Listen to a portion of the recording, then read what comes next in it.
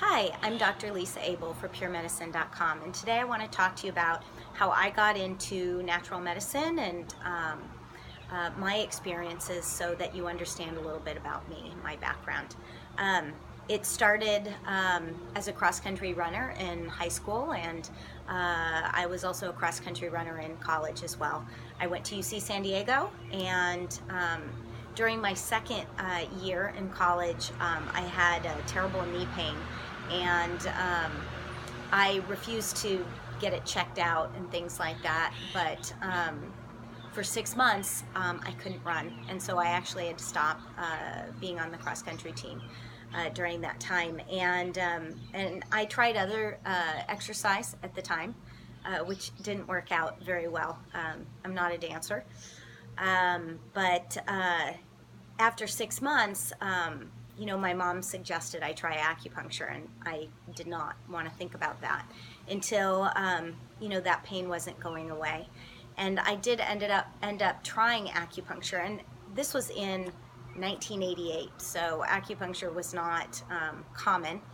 And I went to her acupuncturist that actually owned Pacific College Oriental Medicine, where I ended up getting my doctorate degree, and went to him, and in one treatment I had no knee pain, and I was perfectly fine, which was pretty amazing. I mean, he did electrostim and acupuncture, and an assistant came in and did a little massage, and that was it, and all of a sudden I'm running again. So, with that and finishing school, it was a positive experience. I graduated from UCSD, and I ended up, after that, immediately going into massage school. And I wanted to go into acupuncture school. I was talked out of it. But that was okay, because for 2 years I went to holistic health therapy school and learned Tui Na, which is Chinese therapeutic massage, Thai massage. It was brand new in 1991 when I graduated, and did Jinshin Do, a lot of deep tissue and structural work. So it actually was really good, because once I finished that, I did go to acupuncture school for 4 years, and that was, that going to massage school was actually one of the best things that I ever did, because I could really feel the body and understand what was going on, and actually feel the holes and the energy that was working in the body. Doing that longer gave me a greater sensitivity in my fingers when I went to acupuncture school.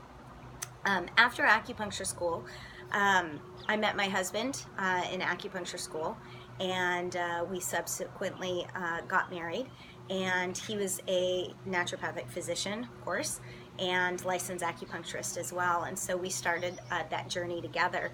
And through our experiences, once getting licensed, that's when the learning really starts. And doing regular acupuncture with Chinese herbs was good, but we kept searching for more. And because of that, we actually started doing Nambudaprad's acupuncture and allergy technique, and it was a desensitization technique, which was great. However, we knew that there was something more, and that's when we met Dr. Guignot. Dr. Guignot was a French doctor who practiced natural medicine with Unda complex remedies. These are from Belgium. They've been around since the 1940s. He also practiced homeopathy in his way, single homeopathy, along with orthomolecular remedies, vitamins and minerals support. And when we met him, we knew that we were in the right direction, and we studied with him for over 13 years, and the rest of his group, who had a school in France for almost 20 years. And so that was the original bulk of this amazing information that we learned. And what I learned was that order is just as important as the nutrients that you give. It's not, it's kind of like building a house. In the beginning, when you build a house, you need a lot of concrete. But then once the foundation is built, then you need the wood to create the framing of the house. And then you need the plumbing, then you need to deal with the electrical, then you need the materials for the roof. It's the same thing with a body. And he really taught us that order is something that we don't think about in natural medicine, but yet it's essential. It's the same thing with gardening. If you have a garden that's filled with weeds and you plant these beautiful seeds, are they going to grow? Of course not. You have to pull the weeds and you have to change the soil, and then you can plant the seed and perhaps it'll grow if there's the right nutrients, vitamins, and minerals. And those are the things that he really emphasized and enlightened us about. He also taught us about medications and drugs, and that they actually affect and block the physiology and the plumbing of the body. And it was so eye-opening to realize, like, holy cow, if we take Tylenol and we're congesting our liver, we're actually perpetuating more chronic disease over time rather than alleviating our suffering acutely for one day. And so, people don't realize this, and this natural medicine that Dr. Guignot and his colleagues taught actually changed the way that we practice medicine. And when we started using biotherapeutic drainage, it changed our practice entirely, and the results that we got were absolutely incredible. There were other doctors that really changed our lives as well, but Dr. Guignot and his group is still how we teach patients today. I'm also certified in biological medicine, which is the work of Dr. Thomas Rao. He has an amazing book called Biological Medicine, and that was another part of the picture with helping to upregulate, he calls it, the gut and the gut mucosa, remove these pathogenic organisms and things like that with dysbiosis, and he also taught how to support and actually rebuild immune function, even if the immune function was suppressed or destroyed anytime earlier.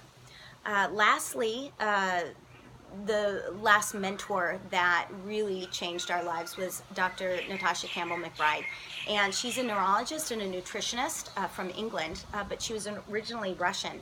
And she had an autistic child, and being in the medical field, tried to get help in the medical field, and it wasn't very successful. And so she actually went back to her traditional Russian methods with adding fermented foods and rebuilding her child's gut and really changing the way that child ate, and tried to remove these chemicals and toxins from his body. And she ended up helping her child, and her son is now grown up and not autistic anymore. And so with that, and with her nutritional support, it's really transformed an amazing amount of lives, adults and children. And she wrote a book called Gut and Psychology Syndrome.